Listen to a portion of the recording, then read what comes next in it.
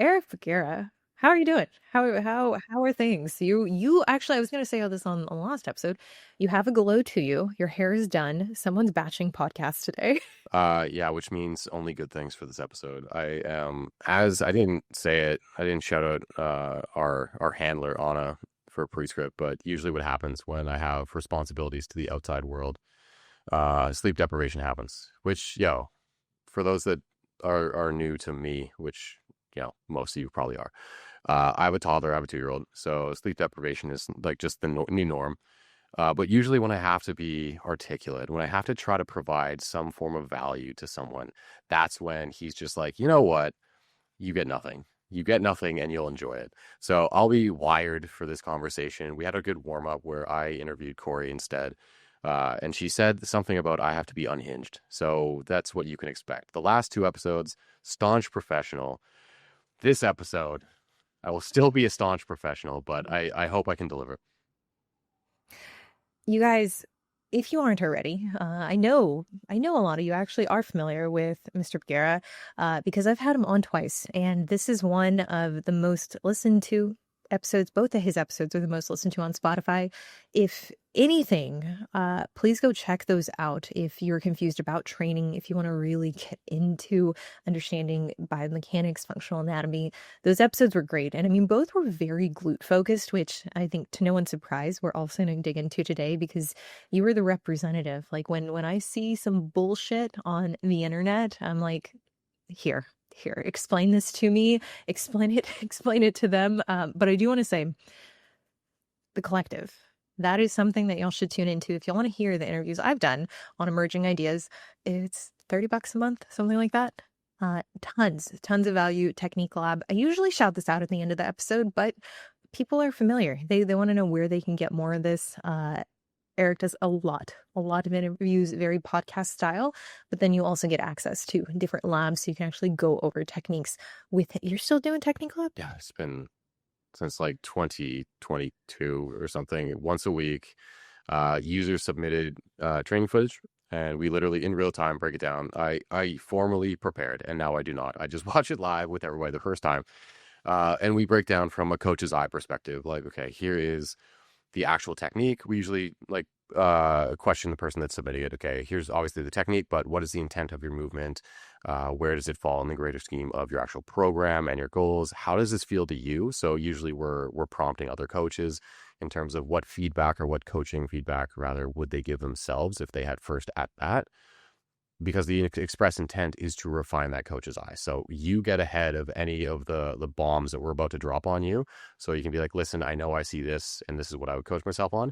And then usually I'll play the ringer and give like a digest of everything that I see on screen, as well as more of like if there is something from a technical standpoint or say a movement restriction, mobility, stability standpoint, things they could integrate as a warm up or a movement prep that might help as well. So reps on reps on reps of visually seeing, appraising, breaking down, and improving people's technique.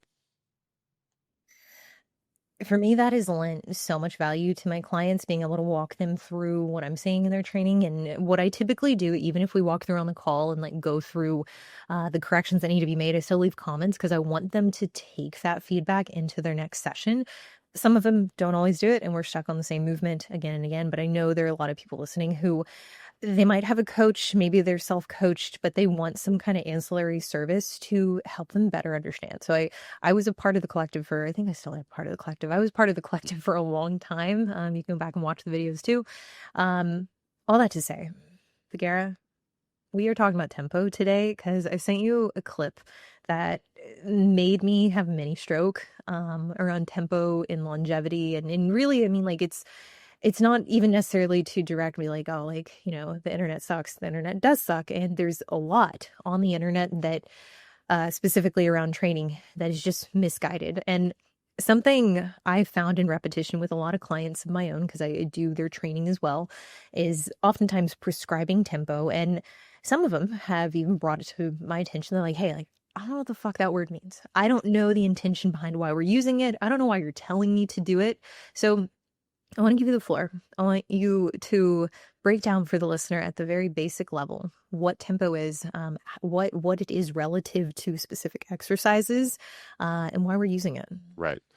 Tempo, said another way, you could call tempo just the repetition cadence. So how long do you spend in the eccentric or the lowering or the initiation of each rep? Say, think of something like a Bulgarian split squat. When you're lowering yourself down into the bottom position, that would be the eccentric.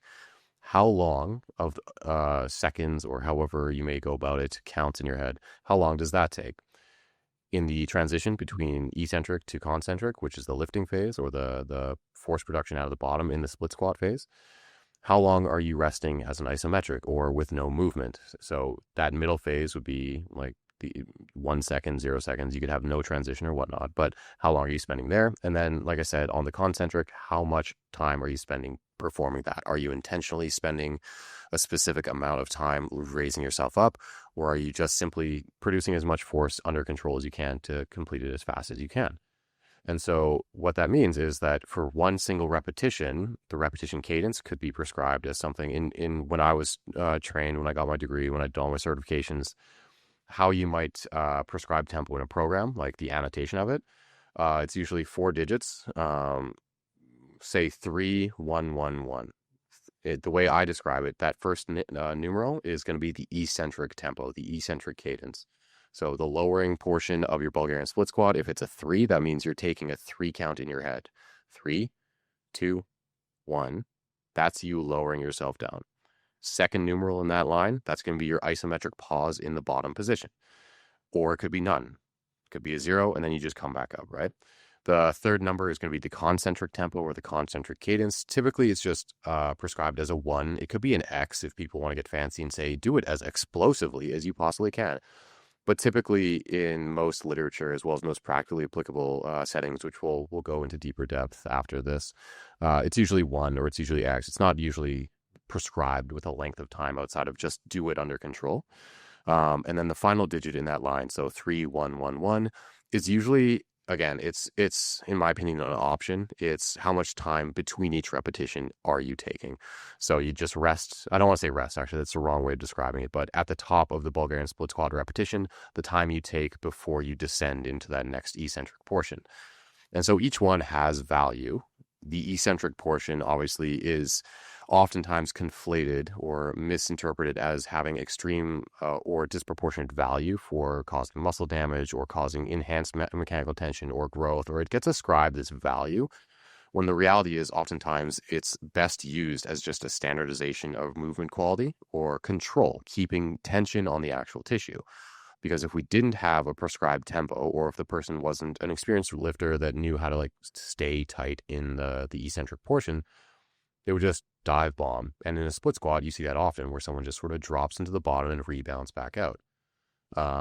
Like I said, throughout, you have the option of having a pause, or you have the option of just doing a full conversion from the eccentric to the concentric without pausing.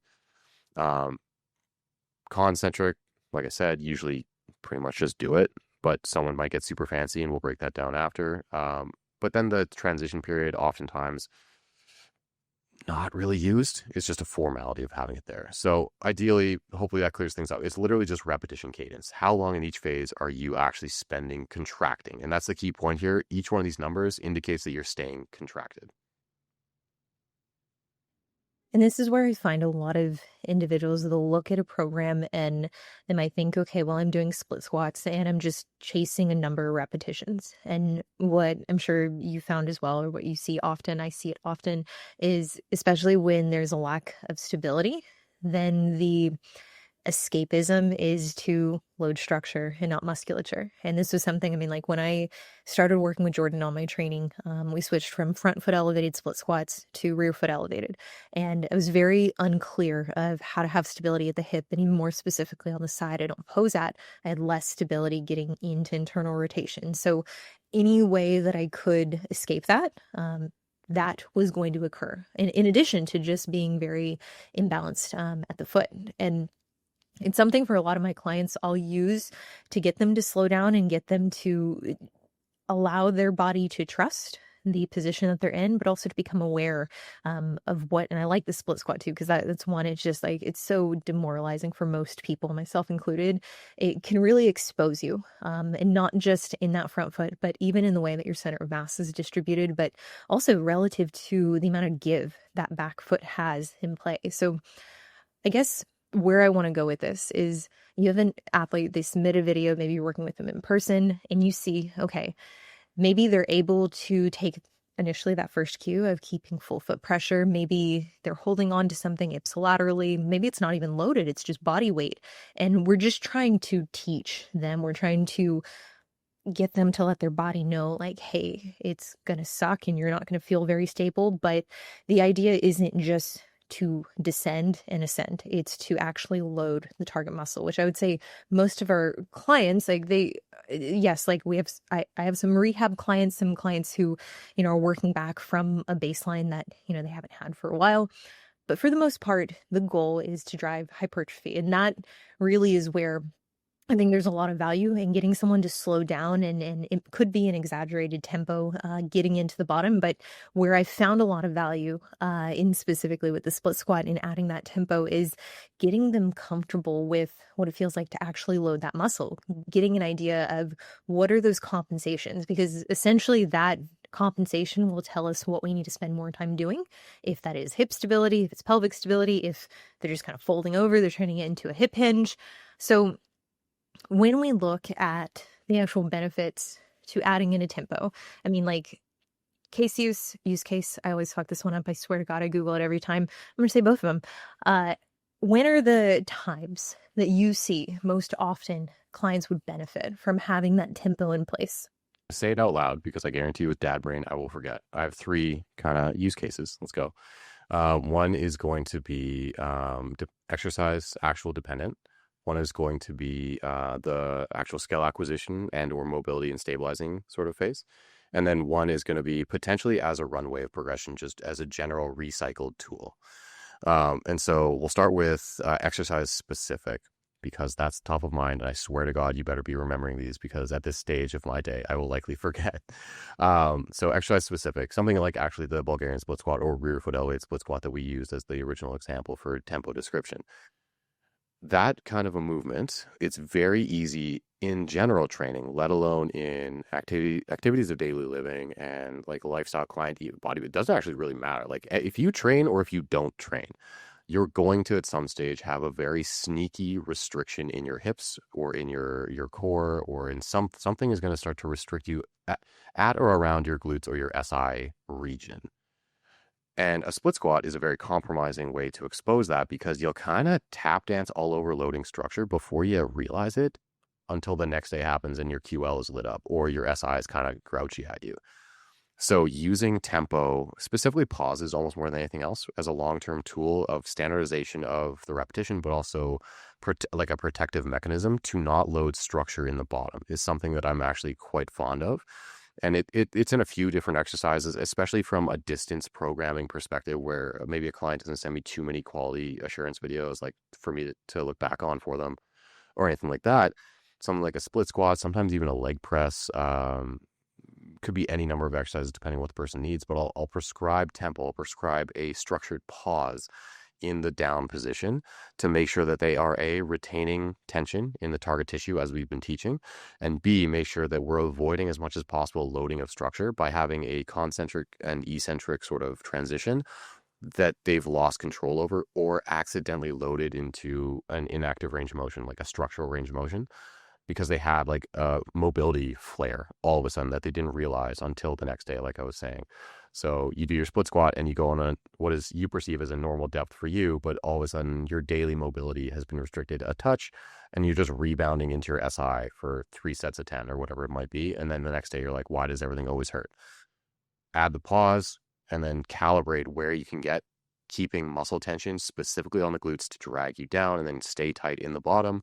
Where do you feel like you need to adjust your torso angle to make that a possibility? That's probably going to be your active range of motion at the time, or how you need to amend your range of motion at the time to keep it on the glutes. So specific exercises that are especially as a online coach and distance sort of programmer, really easy to keep people from having pissed off joints, but also quality assurance so that you have a way of standardizing repetitions for your progressive overload later. The next one was something about using it as a runway of progression, and then there's a middle one in there that I'm going to refer back to you after I do this one. But runways of progression.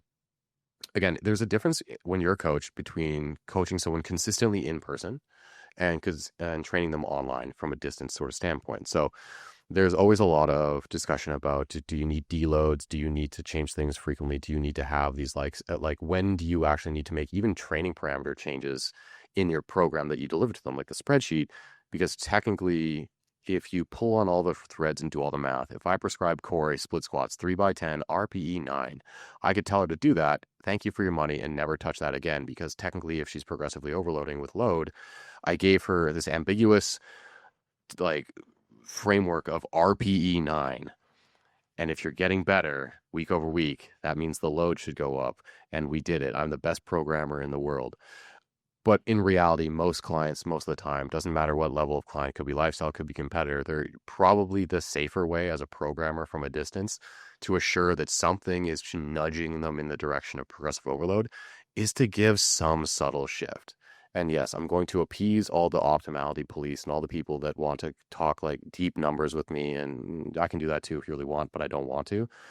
You don't need to do that. You don't have to. And you might sub-optimize some things, whatever. Cory's prepping for a show. She's probably going to get in week 1 of her split squats, maybe a 2-second eccentric tempo with a pause. Next week, maybe we remove that eccentric tempo and it's just a pause. The next week after that, maybe we bump the RPE. The next week after that, we drop the reps by like 2. And she's slowly over that time. The assumption would be the RPE should drive the progressions itself. But the reality is most people, most of the time, need that light nudge. So that's kind of like the coach's perspective on it. That's another reason why I might use it. And you can use that in coaching yourself or programming for yourself as well, too. It gives you a tangible thing to shoot for. There's an obvious change. The third one, Cory. Hey, there it is. So it kind of ties the two together, where the first one being not wanting to load structure because muscle is the thing that we care about growing. And the loading of structure is called plyometrics, and you do that in a different setting. So skill acquisition, most people do struggle from an initial exercise uptake perspective. So the first time you've ever done it, but also like if we are making a change, like you've done front foot elevated split squats first, and then you transition to rear foot elevated or some in between as you're going, right? Even that subtle change of just the elevation of a foot or the placement of a weight, it's a slight but different stimulus that you do need to get a neurological pattern for, or revisit and repattern if you've done it before in like long enough time ago. So using tempo is it's a quality assurance tool that allows you to actually keep tension on the muscle, focus on your starting position, initiating full body tension, and then very intentfully, slowly dragging yourself down into position, using the split squat again as the example, contracting the glute isometrically at the top, but eccentrically lengthening it to pull you down, as opposed to just thinking that gravity is drawing you down itself and you're resisting it. Pause in the bottom, like the first part of the conversation, to retain tension on the tissue, not just relaxing into your structure. And then all the way to the top using our fake 1 second, but just complete the repetition tempo prescription. So I've got another one I'm gonna lob to you. When you have someone who, let's say, flew from the West Coast to the East Coast, they've been sleeping shitty, not drinking their water, and they go into their session just knowing that, like, okay, time change, that sucks. I'm gonna feel this. I haven't been spending as much time on mobility. Or on the flip side, maybe they're just run down from being in a deficit. Maybe they're run down from, I wouldn't even say overtraining, just being at the ceiling in which they can recover from whatever their weekly load is. Another way that I've found to use tempo is to make those days that inherently are going to be shitty and they're not going to be send it days, to make them as close to send it days as you can. So this is something I've run with my own programming where on those days where the hips, they need a little extra love, they need more time. And even if I'm noticing repeatedly, because I'll do lower realistically 3 times a week, like, maybe 2 days, a 2-day rest in between. But if I'm seeing consistently on my right hip that, on B stance RDL or split squat, that I'm noticing those compensations, I'm noticing it wanting to open up, or I'm noticing there's musculature on the lower back being recruited. That's my signal that we need to spend more time, maybe with, I don't even know if I would put it in the box of skill acquisition, but almost like a runway progression for those bad days. So we're not going to be able to lift the same amount of load as we would if we slept great, if we were fully recovered, well fed. But what can we do to at least make this session feel better? Uh, Eliminate from your mind that fatigue is going to ruin your day. And what I mean by that is a lot of people are afraid of warm-up sets, or they're afraid of taking extra time with warm-up sets, or as you're kind of alluding to, employing tempo as this runway during your warm-up sets, as let's use tempo early, let's maybe use a certain repetition range early. Uh, the goal is that you should feel good before you do the thing that's meaningful on the day. And the process of feeling good should consume time as the only negative byproduct. I don't even mean that as a negative byproduct, because if you feel good doing the main work of the day, even if it's less main work because you had less time, it's still of higher value than if you moved poorly and loaded structure and like basically had a garbage session moving forward after that as well. But the major thing, again, like the internet likes to explode with memes and with niches and with like these little nitpicky arguments about how much is too much, how much, because there is, and I guarantee in this conversation, because I know part of the tempo conversation that I want to speak to as well, I will almost talk out of both sides of my mouth, but there are extremes to it, and I'll get to that when it arises. But using, I don't I don't give a shit. 2 to 4 warm-up sets with tempo, with a load that isn't your max, obviously. Rule of thumb that I use is like chase a pump in the area you're trying to like actually target on the day if you're feeling particularly restricted or if it feels like it's going off. And that's really what you need to do. The premise of, hey, remember, especially for people that with lower body sessions, the amount of people that walk into lower body sessions getting anxious ahead of time, both from my own personal experience, but also with clients that have told me that. Remember, you're trying to make yourself feel good before you ever go after the thing that is causing you any sort of anxiety. So kind of tying it all together. Yeah, use, in this case, B stance RDL, split squat, machines, even in some case, 45-degree back extensions, the whole deal. Apply the tempo, apply constraints or load placements that help you get into the positions you need, apply restricted range of motion, apply tempo, any of these things that allow you to best specifically contract the targeted tissue in isolation of, say, the QL or the back being unduly loaded, and then just build off of that. Because again, if you do one hard working set because you ran out of time on that particular time allocation for that exercise, you at least maintained and didn't fuck yourself up. Whereas I guarantee you that's not how it's going to go almost ever. But even if it did, rest assured that you're coming out of it net positive.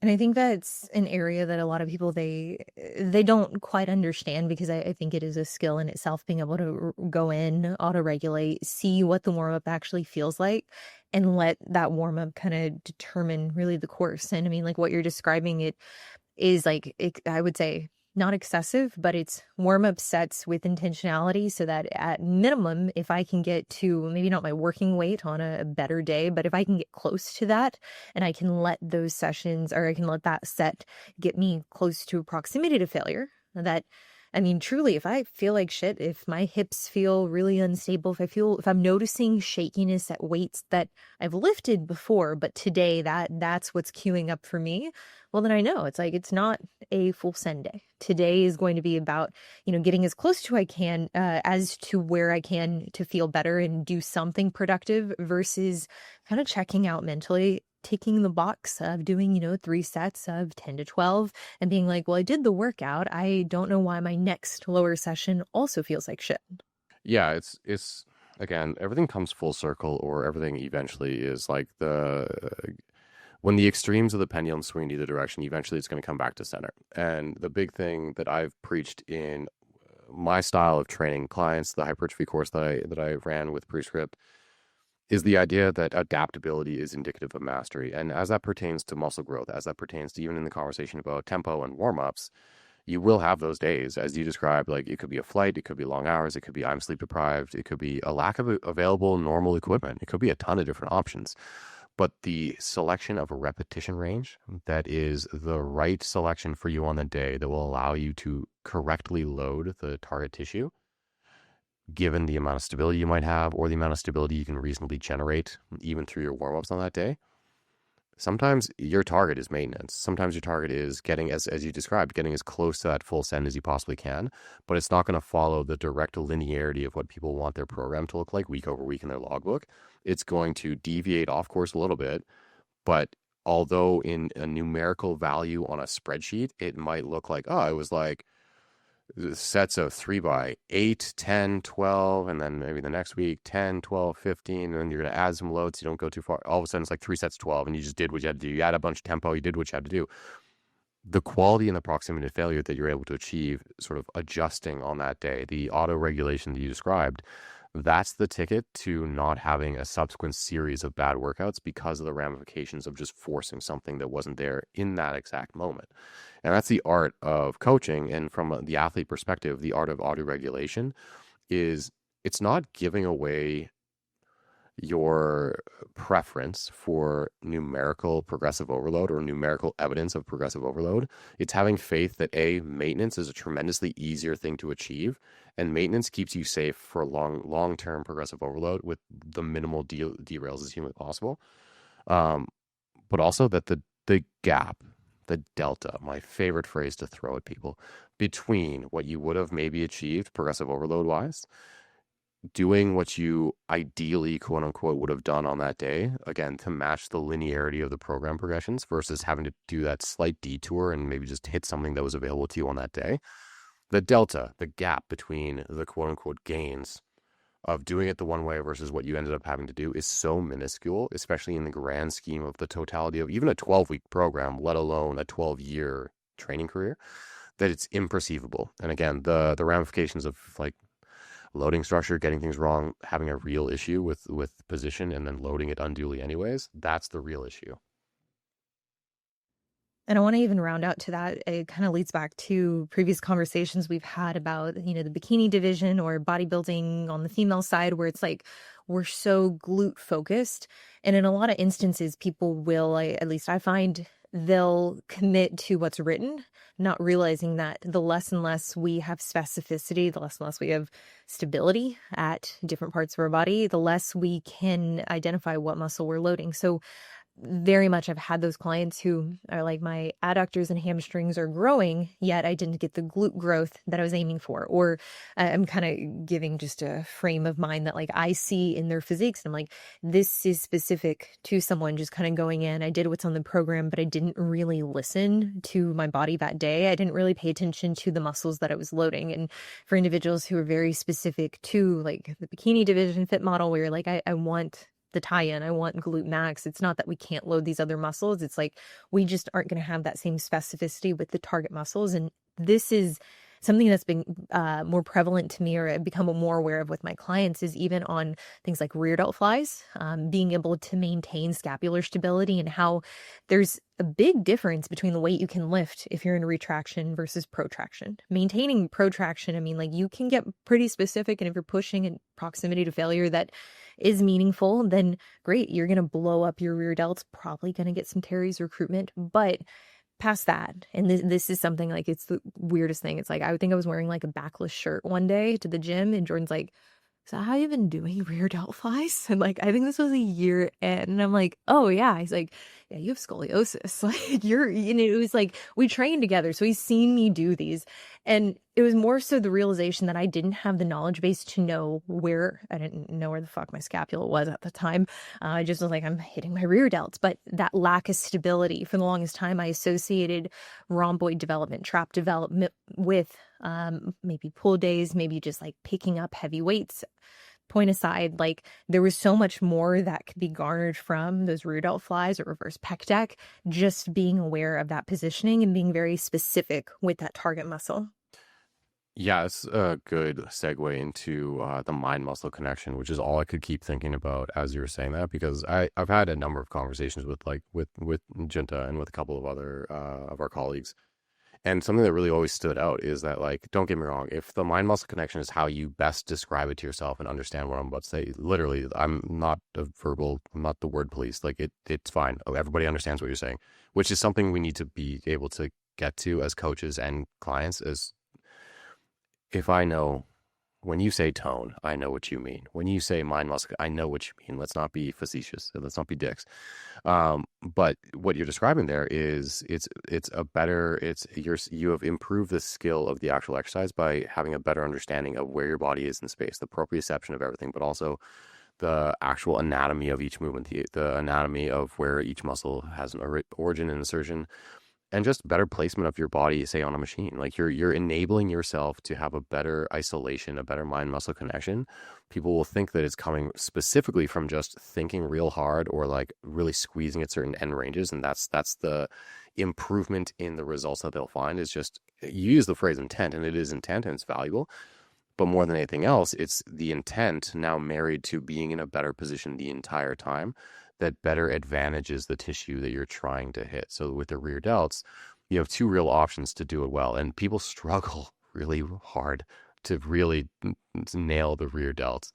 But in any respect, it's to try to isolate the scapular movement. You're trying to either, as you were describing, protract and keep them protracted so they stay away from the spine, or you're trying to retract them and keep them retracted the entire time and only move the upper arm. Based upon anatomy, the rear delt itself attaches to the humerus. So if your humerus or your upper arm bone is moving, but nothing else is moving in your back, like your scaps aren't retracting, then you're hitting the rear delts primarily. The second you see the entirety of the back moving, the scaps moving back and forth dynamically as you do everything else, that's just everything is contributing. And it doesn't mean you won't have rear delt development in that mixture. See also Cory's rear delts. It means that this subtle observation, understanding of origin and insertion, and just a cue. I mean, like, hey, keep protracting. We're going to drop the weight because that's going to extend the lever against the rear delt, which is now actually being put on blast because you're isolating it better. And then just do that. And it's a new skill to be acquired. Maybe you use some tempo.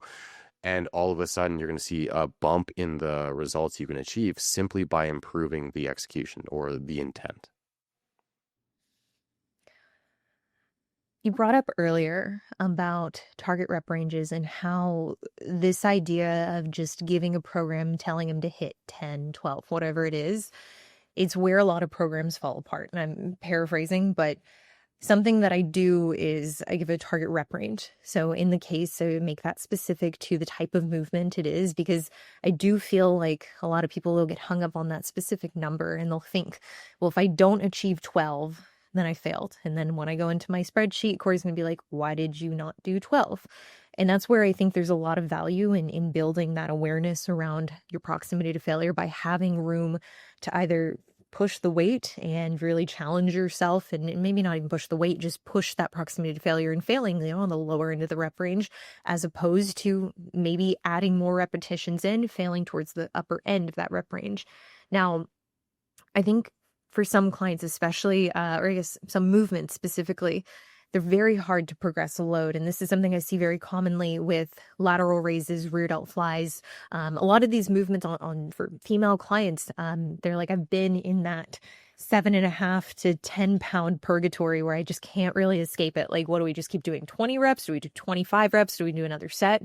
And that's where I think there's a lot of value if someone is consistently unable to break through that ceiling of the upper end of the rep range. Let's just say 15, for instance, maybe adding in a tempo at that same weight so that that quality of 15, I mean, it quite literally, it requires more duration per set, but then it also gives you progression if, let's say, you're trying a new weight and you're like, okay, I can nail rear delt flies for, I don't know, whatever, 7.5 or 10 pounds. I can nail that for 10 reps, but I can't seem to garner enough strength, enough stability to keep progressing. And I think that's another aspect for clients who are wondering, like, okay, what does it mean to progress runway?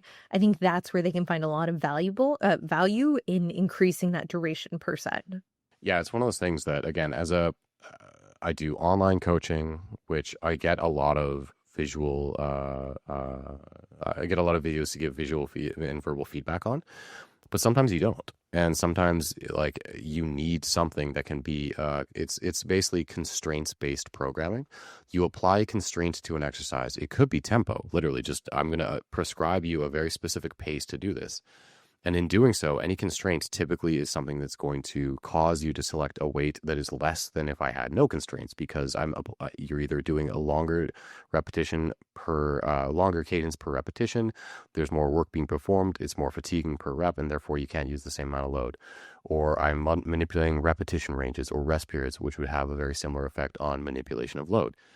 But in doing so, if you look at the grand scheme of hypertrophy research, and you're also adding in like trying to combat fatigue and maximize recovery between sessions, even between sets, you kind of have this holy grail of training parameters that you want to funnel towards. So it could be 2 to 4 sets. It's a little bit arbitrary because you have to integrate like how many sets per muscle group in the totality of a week of programming. That's another thing to factor in. But let's call it like 2 to 4 sets per exercise.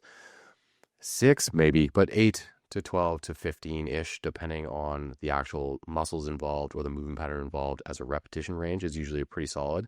It doesn't have to be within there. There's a massive range, presuming genuine proximity to failure, which that's the crux, is it has to be genuinely proximal to failure.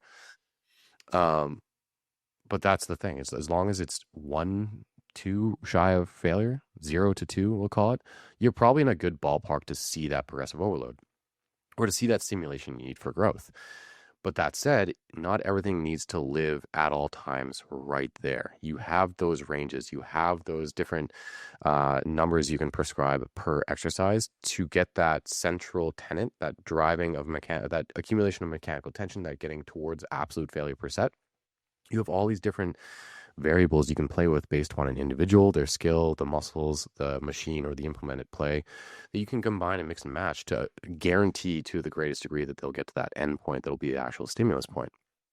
So if we're doing something like the rear delt fly, the lateral raise that you're describing, and people end up in this purgatory of 5, 7.5, 10 pounds, or whatever it might be, as a programmer, you take into account the fact that we have a long lever, we have an unstable implement in an unstable position, and all of these things are going to amplify the challenge of the exercise. The stability is one thing, but the long lever is another thing that people don't consider. The length of your arm relative to the muscle that is currently contracting, being the rear delt, being the side delt. The dumbbell, the cable, whatever it might be, is way out in your hand. The length of your arm amplifies the amount of resistance that you experience at the operating muscle. So at a certain point in time, like Cory said, something like that, I program you the holy grail: minimal fatigue, maximal stimulus, 2 sets of 8 on your lateral raise with 2 minutes between sets. And all of a sudden you're just shrugging with a long arm. Like it's all scapular elevation. It's not a lateral raise at all, because you don't have a completely put together, I don't want to say physique, but physical characteristics to stabilize you in the right position to lift the weight using exclusively the side delt in this example. Other things need to happen to shorten that lever length to get it into the strength profile that you need to be able to actually perform it. So ascribing a tempo once you hit that wall, changing the repetition range. And I don't mean arbitrarily, I mean using it as a funnel. Picture the actual visual of a funnel. You're using a large mouth capture with the broadest repetition ranges and slowly funneling back down to that holy grail, that pedestal of minimal reps, maximal intensity. The entire time, you're still trying to use those parameters to manipulate them close to failure. That is the constant, but that in and of itself gives you this wide range of training variables, training implements, and options to drive progressive overload, to drive the stimulus without running into that brick wall.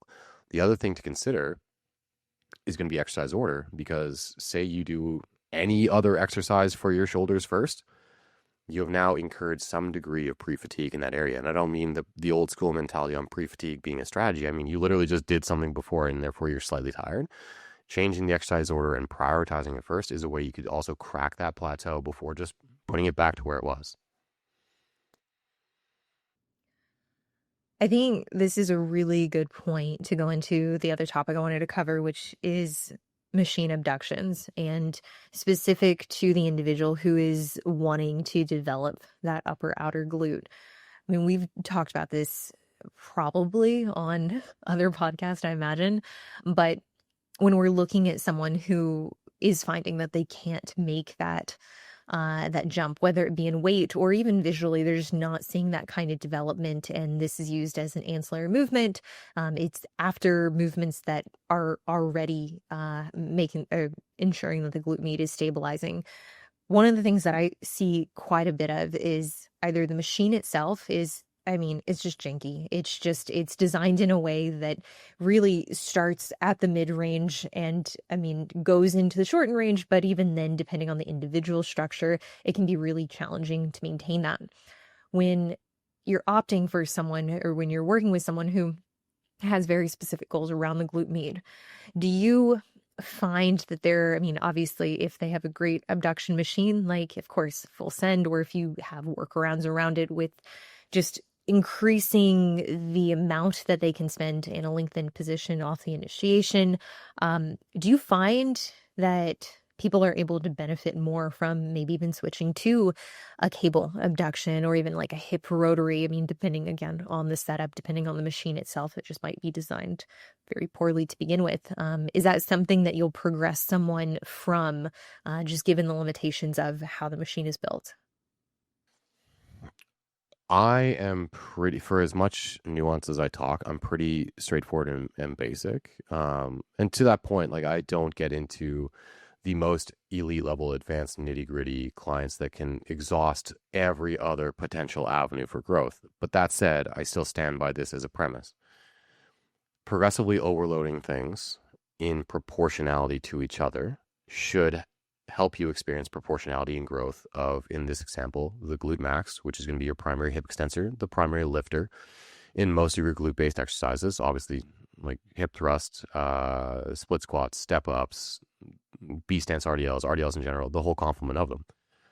The more unstable of a variable or a variation that you use, it should recruit the glute med as you're introducing as a lateral hip stabilizer to enable you to harness the glute max as much as possible. If you're progressively overloading the movements that progressively overload and target the glute max, by proxy, you should be experiencing progressive overload at the glute med as well, to a proportional degree.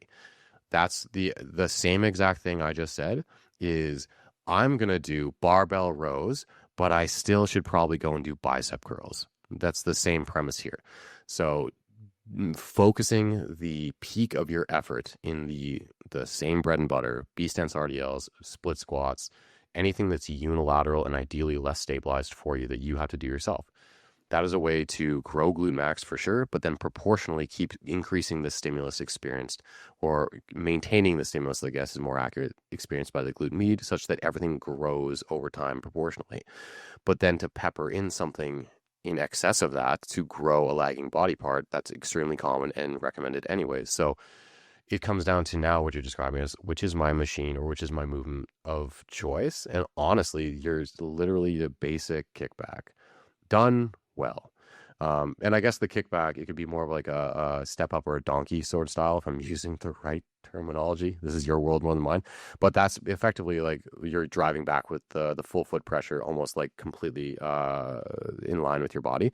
Whereas a more conventional kickback, you can align it to be kind of glute maxy, but I don't know why you would. I would go more glute med. You'd be able to, essentially you're standing maybe slightly hinged over and you're using a cable attached to the ankle and you're sweeping your leg in specific muscle fiber directionality with that glute med.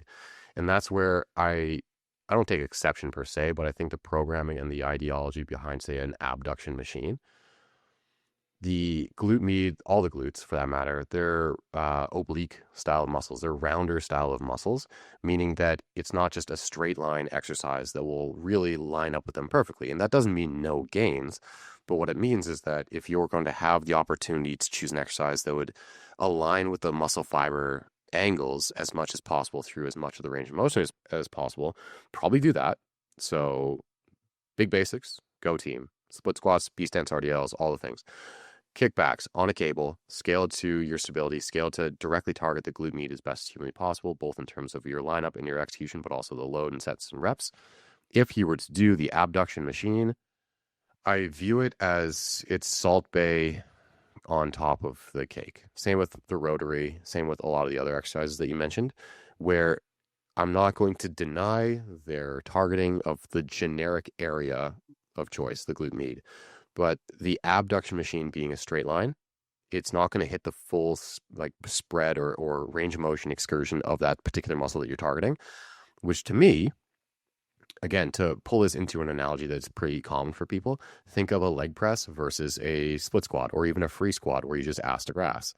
Most leg presses are not going to let you get as deep just because it's a specific machine that may not be aligned with your specific structure, right?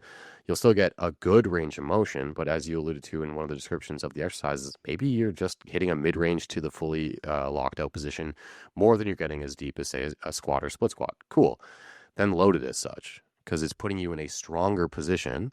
So the leg press probably do sets of, 8 to 10 with 1 to 2 RIR, probably 0 to 1 RIR is whatever you're going to go for. But you're taking advantage of the fact that it pockets you in this stronger, more stable position. The same would be said in, say, an abduction machine. And don't get me wrong, there's a short runway of progression and the lifespan of that machine in general because you're going to cap it out eventually. It's not the be all and end all of your growth. It literally would have to be placed at the end for almost everybody almost immediately to have any value because you would be way too strong earlier in your workout to get stimulus from it. But that's the way I look at it, is it's not going to provide the same value for a plethora of different reasons. Now, I think on that, like, we're very aligned with the exercise organization and understanding what the benefit is by placing something either earlier on or later in a workout and the return that even on your best day you can get from it. I think in this space, I mean, you see a lot of emphasis on, well, I'm a glute specific athlete. That's all I need. In the case of a bodybuilder, I just want my glutes to grow. I don't want anything else to grow. And truly, I think that kind of robs you of glute development inadvertently if you're only selecting those isolation movements that have drawbacks, limitations in how they can be loaded. And that was probably the biggest difference I saw in my own physique, was switching not just to a lot of unilaterally loaded movements, but also just organizing my workouts in a way that allowed me, it's that time of the afternoon, I guess, allowed me to load them meaningfully, but also load that target tissue. So for listeners who think, I know we've covered this, I know, but I also know there are new listeners here, so I'm going to make you repeat this. For listeners that, are set up on something like a squat, an RDL, a hip thrust even, and are trying to double dip. They're trying to work the glute max, but we cannot forget about the glute med. We got to have that banded loop. We got to have something that tells our glute med or abductors to work. What, dismantle this, please, Okie dokie. for me. There's a time and place for everything. I will defend to the death people's right to use bands around their knees, primarily because I'm going to go deep on this. So you just have your drink. I'm just going to pop off for a while. Bands around the knees have been a thing that's been around for a long time from the standpoint of athletic development in like more a collegiate space because they're just, it's deemed effective if they perceive some benefit, got it, all the way obviously through to the advent of glute training and its rise to prominence, and even now distilling into, say, warm-ups or being used around the knees continuously for some people in major movement patterns. I'm gonna white knight the shit out of using banded bands around your knees for warm-up movement patterns. Let's go.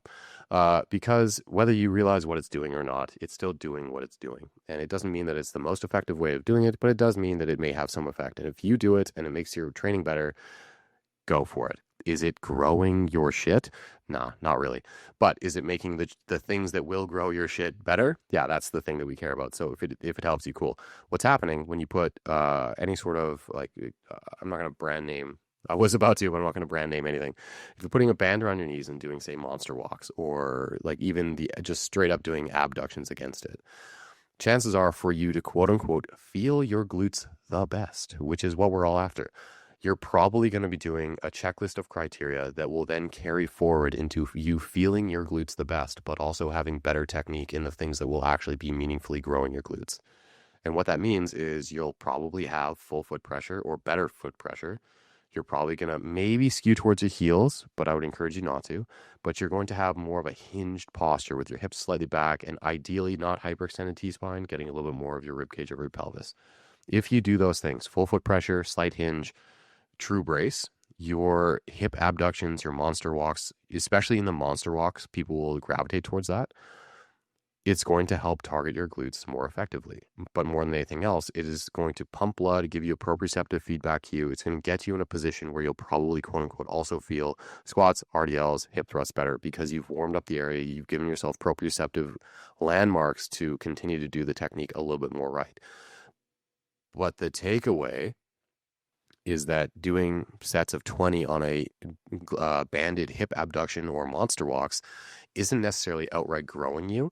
It's subconsciously training you to be in a better position because you feel your hips better when you're in a better position to target the hips. They have been biomechanically placed in a more advantageous position to be recruited. Rib cage over pelvis, circumferential core brace, full foot pressure, maybe slight hinge. That's the hips spot. That's where they excel. Carry that forward now into your squat, into your RDL. Those are the things that are going to really be loadable and really actually cause your glutes to get close to failure. But all of a sudden, that same general criteria, they appear there as the standard issue technique. Full foot pressure, rib cage stacked over pelvis, slight hinge, like to maintain a core brace and to align to avoid rather anterior pelvic tilt or a rib cage flare. Got it. They do similar things. And so if you need like a one-word cue to bridge that gap as a coach and someone just does a really good job and they enjoy it and they got autopilot, it makes them better, cool. However, as your training age advances, if really at any training age, but especially as your training age advances and you get stronger and you continue to use a band around your knees in the actual exercises themselves, that's where it starts to be a little bit more of a net negative for your training because you can only produce force maximally in so many directions at the same time. I would argue one direction. So as you start to gain a affinity for keeping yourself in the right position without a band, lean into that. When you put a bar on your back and your primary goal is to fall down and not get crushed to death, you don't want your knees to be getting caved in by a band the whole time and then causing you to think about spreading your knees out against the resistance of that band. What you want to be thinking about is rigidly stabilizing your entire spine into your legs and then standing up, quad and glute drive. That's what you need to be thinking about. If you're being distracted by having your knees caved in by a band, all of a sudden it's going to dramatically reduce A, coordination potentially, but B, the amount of maximal effort you can drive into the other direction that's more meaningful for growing your glutes outright. So as a warm-up tool, no harm, no foul. It's not going to cause you to miss a lift. It's not going to cause you to have like a chronic amount of overtraining or fatigue. As a in the exercise tool, probably ditch it not even almost immediately, just ditch it immediately because it's going to start being a distraction from you actually executing the technique that's going to cause you to have the greatest amount of progress. I mean, that was even better than previous times that we've gone there, but I think that really does cover the full spectrum of individuals who they don't have the proprioception to understand where they're supposed to be in time and space. But then once you put load in, it's like, how many distractions can you tolerate? And for me, I would say like my training age is pretty high and there's still a lot of thought that goes into these movements. And there's very few movements where I can perform them, load the muscle maximally, take this set to near failure. I don't want to say effortlessly without those intrinsic cues of shifting, I don't know, pushing through the big toe, making sure that the pelvis is stable. I think where that sends me is into the ipsilateral loaded B stance, RDL, specifically for glute growth. Is that something that you would say, as opposed to a contralateral load, has purpose under the context of the individuals looking to grow the glute max, work on hip stability, but more so with hypertrophy being their primary focus? This is a layered one. It's actually, I'm going to do my best to keep it not succinct, but keep it followable. So when you're doing a unilateral exercise, but especially when you're doing a unilaterally loaded exercise. So unilateral means one limb is exercising at a time. It could be a single arm row, could be a split squat, could be a B stance RDL. One limb is primarily working. You can have an ipsilateral load, which could be contralateral. So the dumbbell in this example, if it's a B stance RDL, B stance or single leg RDL, whatever, do B stance, single leg sucks. B stance RDL, contralaterally loaded, the weight would be being held in the opposite hand as the working leg. If my left is working leg, my right hand would hold the dumbbell. Ipsilateral means the same side that is working, my left leg is working, I would hold the dumbbell in my left hand. When you have a unilateral weight, it is a counterbalance or it is a facilitator. One of those two things is going to happen. It's predicated on how heavy it is. So with an ipsilateral weight on a B stance RDL or a single leg RDL, what you're doing is adding more weight to the lateral side of your body, the outside of your body. Now, what is that going to do? It's if you are biased towards the instep of your foot, it could help pull you on the opposite side to a more even upright posture, an even foot pressure, and help to course correct a little bit. But once you get to a certain level of size, strength, or anything else, that ipsilateral load, the weight of the dumbbell rather, once the weight of the dumbbell, when you progress far enough, it will actually start to challenge the adductor on the inside. It'll challenge you to not fall towards that side. It's not going to act as a counterbalance per se, or rather it's going to act as a counterbalance, not a facilitator. So as you get stronger, as you have an ipsilateral load that's heavier and heavier, your inner thigh, as opposed to the glute you're trying to work, will be taxed, trying to make sure you literally just don't fall over. So early days, maybe, but not really. Later days, mostly not really. Because you can make the argument that if someone, quote unquote, benefits from an ipsilateral load early days, they would also benefit from a bilateral load just as much. It would lower their center of gravity, help seal that foot pressure down, and give them an even distribution of their body mass, as opposed to having to flirt with, is this going to pull me the way I want, or is it going to challenge me to not fall over in that direction? When it comes to contralateral basically helps to drive hip internal rotation because because there's a gap in your center of mass there, your foot is not there. It literally is going to challenge you to rotate into that hip, assuming your core brace is sound. So it's a facilitator of hip internal rotation the entire time.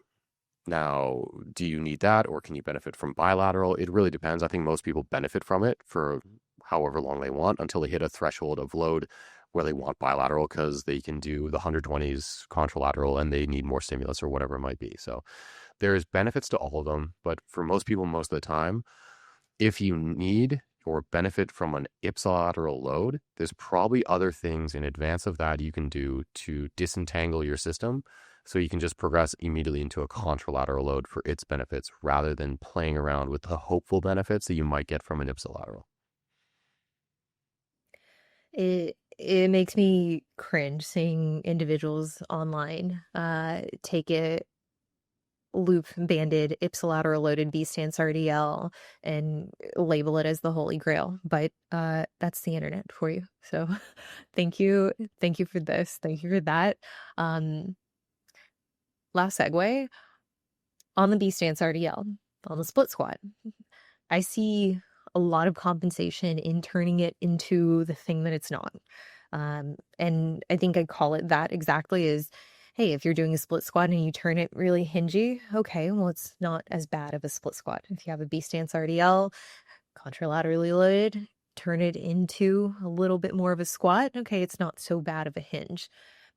I think where a lot of people they gravitate towards that combination, that hybrid, is due to the actual experience itself. It feels easier and it's not really committing to either movement pattern. So I guess I want to tee you up on this very open-ended explanation of hip translation in determining intention behind either of these movements. Hip translation in determining, sorry, repeat the question. We're at that stage of the afternoon.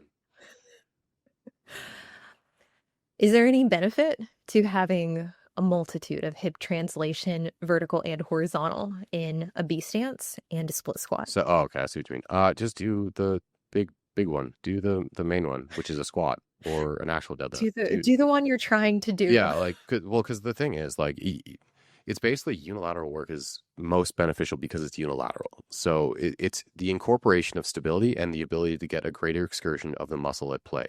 So the glute itself is responsible, and this is where hip abduction comes into effect. This is where a lot of these other smaller exercises, they come and they become prominent, is because it helps to target specific ranges of motion that the glute is responsible for. But where they fall short is that they become less loadable over time and they have less of a potential stimulus over time because you just outrun their potential benefits. But a unilateral exercise is specifically beneficial to you because it allows the most accurate depiction of what the hip and the glute are supposed to be able to do, which is extend the hip. So the hip goes through flexion and extension. So hip extension is your primary, your hip thrust, your RDL, your split squat, standing up component, the whole thing. Like that's where you get the biggest bang for your buck is heavy loaded hip extension. That's your glute max. But it also does some external rotation and some, well, not some, but it does abduction, drawing the leg away from the midline of the body. Those two aspects are incorporated into a well-executed B stance RDL or a split squat, assuming you have any degree of rotation whatsoever through that hip. You very intentfully, as a unit, rotate your torso towards the working side and potentially bring it back out on the concentric. You don't have to, but that's how you get the stimulus to the most meaningful degree. If you try to start hybridizing things, like your RDL becomes your squat or your squat becomes a little bit RDL-y, that means you're probably lacking the stability in certain components of what the hip is responsible for or the mobility, and it really needs to be addressed.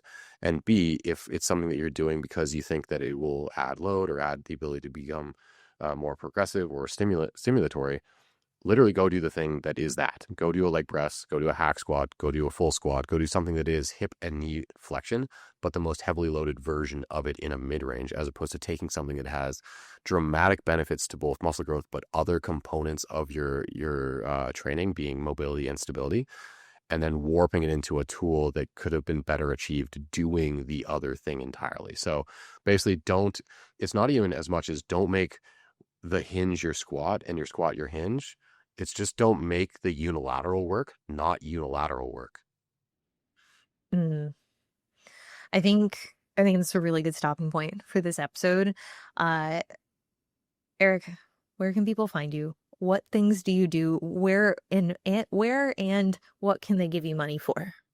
Primarily, I guess two hats. I am a online coach. I do everything up until and including. No, I'm kidding. I'm not gonna qualify what I do, but I'm an online coach. I do the whole thing: the programming, nutrition to a certain degree for qualified applicants. Basically, people that have a good, strong relationship with food, nutrition, macros, the whole thing. But I stay within the scope of practice. Don't expect full contest prep or meal planning out of that. It's very basic stuff. But the primary vector to work with me, online customized programming. I work with a company called Prescript, which is a continued education platform for coaches, clinicians, anybody in our space as well. It was alluded to earlier in the talk during the intro, but primarily what I work with them for is something called the Prescript Collective, which is a subscription-based service that we do, and by we I mean me, nauseating amount of content creation and weekly ongoing educations, from the technique lab that we described to literature reviews for fresh and emerging papers or topics that get suggested, to what we did earlier before your podcast right now, which is the Emerging Ideas lecture series, where I take guests and have them walk us through parts of their expertise that people in our space may need more information about or find interesting, things of that like. So my Instagram is just my name, at Eric Bugera. That's where you'll find all of my personal writing, my theses on fitness, as well as where you can contact me for any sort of training inquiries as well. And then through Prescript itself is where you'd find all the content that I do for them. This is great. I'm going to say this is the best one yet. Really happy with our running it back for our three-peats today. You guys, thank you so much. Take a look at Eric's profile and join the collective if that is something that you want to expand at least your knowledge base on, specific to biomechanics, but also getting a better sense of these niche topics as well as speakers that Eric has on. You guys, thank you for listening, and I'll see you in the next one.